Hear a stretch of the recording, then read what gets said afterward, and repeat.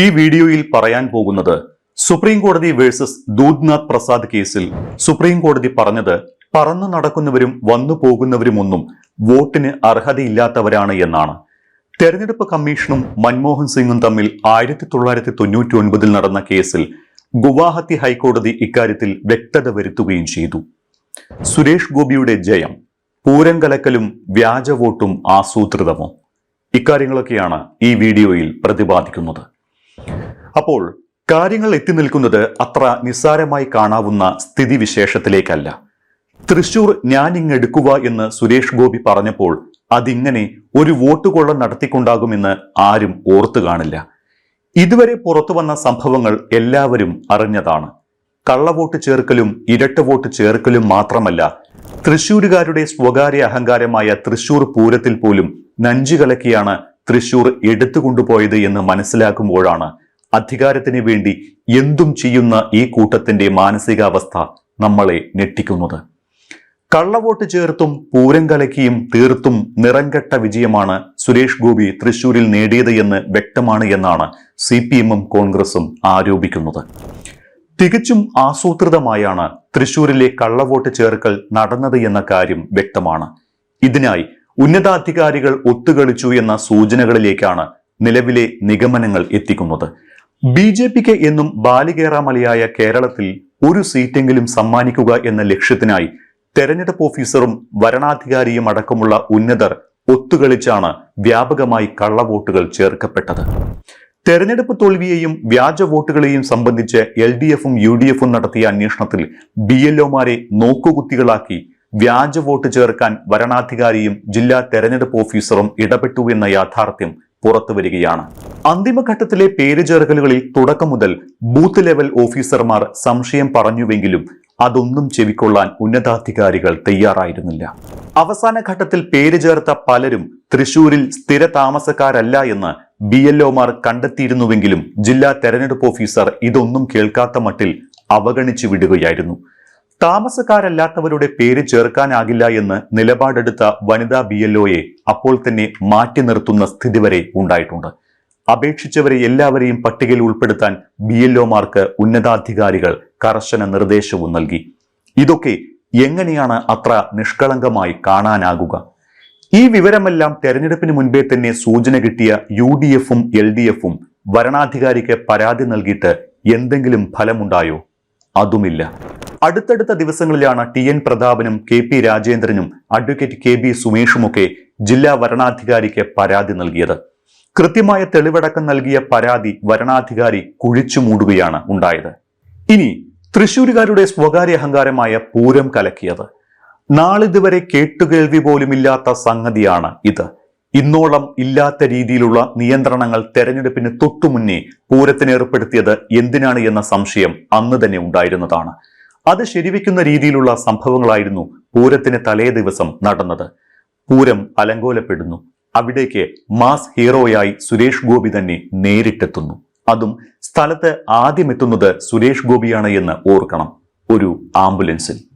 പൂരം അലങ്കോലപ്പെട്ട് നിമിഷങ്ങൾക്കകമാണ് സുരേഷ് ഗോപിയുടെ iconic entry എന്ന് കൂടി കാണുമ്പോൾ ഇതൊന്നും അത്ര നിഷ്കളങ്കമല്ലല്ലോ എന്ന് ആരെങ്കിലും സംശയിച്ചാൽ തെറ്റു പറയാനൊക്കില്ല. ഈ സംശയങ്ങളെല്ലാം ട്രോളുകളായും കാര്യമായും തന്നെ അന്നു മുതൽ അന്തരീക്ഷത്തിൽ പാറി നടക്കുന്നുണ്ട്. പൂരത്തിൽ നെഞ്ചു കലക്കിയവൻ എന്ന പേര് ഒരിക്കലും വിട്ടുപോകുകയുമില്ല. ഇതിനെല്ലാം പുറമെ പൂരം കലക്കാൻ അന്നത്തെ ADGP MR അജിത് കുമാറിന്റെ പങ്കുകൂടി ഉണ്ടായിരുന്നുവെന്ന് പറഞ്ഞത് ഏതെങ്കിലും രാഷ്ട്രീയക്കാരല്ല, അത് സംസ്ഥാന പോലീസ് മേധാവി തന്നെയാണ്. അന്നത്തെ city police commissioner Ankit Ashokan പ്രശ്നമുണ്ടാക്കും വിധം ഇടപെടുന്നതിന്റെ വീഡിയോ ദൃശ്യങ്ങളും പുറത്തു വന്നിരുന്നു. പൂരം കലക്കാനും അവിടേക്ക് സുരേഷ് ഗോപിയെ കൃത്യമായി സ്ഥലത്തെത്തിക്കാനും അതുവഴി വിജയം ഉറപ്പിക്കാനുമായി ആസൂത്രണം ചെയ്തതാണ് അന്നത്തെ സംഭവ വികാസങ്ങളെന്നാണ് പുതിയ ആരോപണം. വ്യാജ വോട്ടുകളിലേക്ക് തന്നെ തിരിച്ചു വന്നാൽ അന്ന് തൃശൂരിൽ ലോക്സഭയിലേക്ക് വോട്ട് ചെയ്ത പലരുടെയും പേരുകൾ പെട്ടെന്ന് എങ്ങനെയാണ് അടുത്ത തെരഞ്ഞെടുപ്പിന്റെ വോട്ടർ പട്ടിക വന്നപ്പോഴേക്കും മറ്റിടങ്ങളിലേക്ക് മാറിയത്? ചിലരുടെ പേരുകൾ അപ്രത്യക്ഷമാകുക പോലും ചെയ്തിട്ടുണ്ട്. പൂങ്കുന്നത്തെ ബൂത്ത് നമ്പർ 36-ൽ സ്ഥിരതാമസക്കാരല്ലാത്ത 40 പേരുടെ വോട്ടർ ID കാർഡ് നമ്പർ ഇപ്പോൾ വീണ്ടും പരിശോധിച്ചിരുന്നു. തദ്ദേശ തെരഞ്ഞെടുപ്പിനുള്ള വോട്ടർ പട്ടികയിൽ ഇവരുടെ പേര് തെരഞ്ഞെടുത്തപ്പോൾ 40-ൽ 8 പേർക്ക് മാത്രമാണ് വോട്ടുള്ളത്. അതിൽ തന്നെ 6 പേർക്ക് വോട്ടുള്ളത് ആലത്തൂർ ലോക്സഭാ മണ്ഡലത്തിന്റെ ഭാഗമായ പഞ്ചായത്തുകളിലാണ്. അതെങ്ങനെ സംഭവിച്ചു എന്ന് വ്യക്തമാക്കേണ്ടത് തെരഞ്ഞെടുപ്പ് കമ്മീഷനല്ലേ?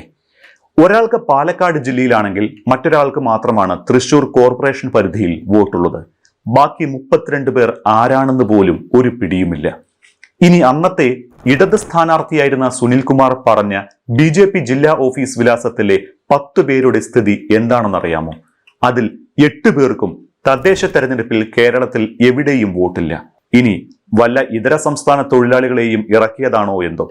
ഞങ്ങൾ വോട്ട് ചേർത്തപ്പോൾ നോക്കിയിരുന്ന CPM-നും കോൺഗ്രസിനും തൂങ്ങിച്ചത്തൂടെ എന്ന് ചോദിച്ച കെ സുരേന്ദ്രൻജി കൂടി അറിയാനാണ് ഇനി പറയുന്നത്. സാറേ, രാജ്യത്തെ പരമോന്നത കോടതിയായ സുപ്രീം കോടതി വിധിയുടെ നഗ്നമായ ലംഘനമാണ് ഈ നടന്നത് എന്ന് അറിയാമോ? അതായത് വോട്ടർ പട്ടികയിൽ പേര് ചേർക്കുമ്പോൾ മണ്ഡലത്തിൽ സ്ഥിര താമസക്കാരനാകണമെന്ന് ഏറെക്കാലം മുൻപ് തന്നെ സുപ്രീം കോടതി പറഞ്ഞിട്ടുള്ളതാണ്. തെരഞ്ഞെടുപ്പ് നിയമത്തിലും ഇത് കൃത്യമായി പറയുന്നുണ്ട്.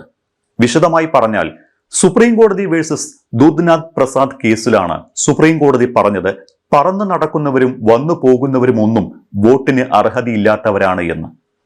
തെരഞ്ഞെടുപ്പ് കമ്മീഷനും മൻമോഹൻ സിംഗും തമ്മിൽ 1999 നടന്ന കേസിൽ ഗുവാഹത്തി ഹൈക്കോടതി ഇക്കാര്യത്തിൽ വ്യക്തത വരുത്തുകയും ചെയ്തിട്ടുണ്ട്. സാധാരണ താമസക്കാർ എന്നതിനർത്ഥം സ്ഥിരം താമസക്കാരനാണ് എന്നും തെരഞ്ഞെടുപ്പിൽ വോട്ടിന് വേണ്ടി മാത്രം താമസിക്കാൻ പാടില്ല എന്നുമുള്ള കോടതി വിധിയുടെ വ്യക്തമായ ലംഘനമാണ് തൃശൂരിൽ നടന്നിട്ടുള്ളത്.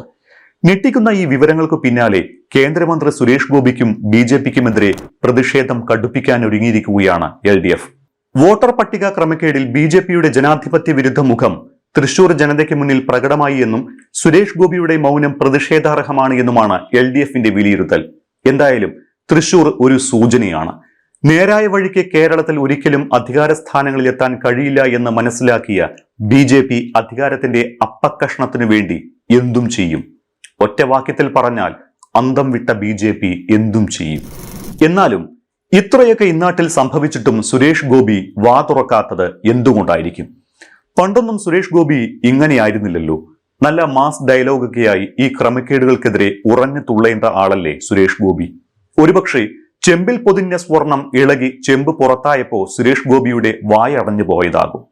സുരേഷ് ഗോപിയുടെ ഏതാനും ചില മാസ് മൊഴിമുത്തുകൾ കഴിഞ്ഞ ദിവസം ഞാൻ ഓർമ്മിപ്പിച്ചതാണ്. വോട്ട് വിവാദത്തിൽ മാത്രമല്ല, ഛത്തീസ്ഗഡിലെ കന്യാസ്ത്രീകളുടെ അറസ്റ്റ് നടന്നപ്പോഴും സുരേഷ് ഗോപി ആർക്കും മുഖം കൊടുക്കാതെ ഒഴിഞ്ഞു നടക്കുകയായിരുന്നു. ഒടുവിൽ കഴിഞ്ഞ ദിവസം തൃശൂരിലെത്തിയപ്പോൾ പറഞ്ഞത് ഇത്രമാത്രം: ഇത്രത്തോളം സഹായിച്ചതിന് നന്ദി. തന്റെയും കുടുംബത്തിന്റെയും കള്ളവോട്ട് പുറത്തു കൊണ്ടുവന്ന മാധ്യമങ്ങൾക്ക് നേരെയുള്ള ഒരു പരിഹാസമായിരുന്നു അത്. അങ്ങനെ ഒരു നന്ദി വാക്കിൽ ഒതുക്കി പോകാനുള്ളതല്ലല്ലോ സുരേഷ് ഗോപി സാറേ ഈ നടന്നതൊക്കെ.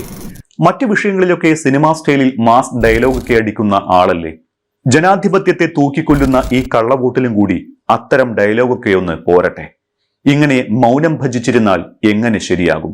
കള്ളവോട്ടും ഇരട്ടവോട്ടും ഒക്കെ ചെന്നെത്തിയത് സുരേഷ് ഗോപിയുടെ സ്വന്തം കുടുംബത്തിലേക്കായിട്ട് പോലും അദ്ദേഹം ഇതുവരെ മിണ്ടിയിട്ടില്ല.